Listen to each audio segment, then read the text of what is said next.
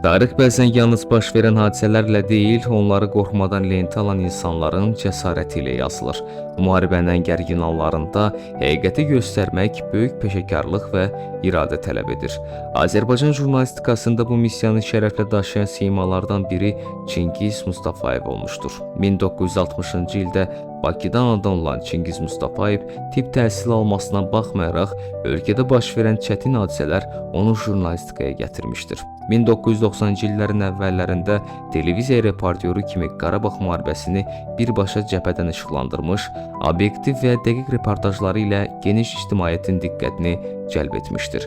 Xocalı faciəsi ilə bağlı çəkdiyi görüntülər isə yalnız tarix üçün deyil, insanlıq üçün də əvəzsiz dəlil olmuşdur. 1992-ci ilin iyununda çəkiliş zamanı həyatını itirən Çingiz Mustafayev Azərbaycanın milli qəhrəmanı fəxri adına layiq görülmüşdür. Xatirəsi həmişə hörmətlə yad edilir. Ruhu şad olsun. Xahiş edirəm sizdən. Bax, mən dediyim kimi, demək 3-ə 20 dəqiqə işləyib ayın 14-dür. Mən də axıracan qalıram sizlə. Hər bir saatdan bir kimin nə sözü var gəlib deyir kameraya.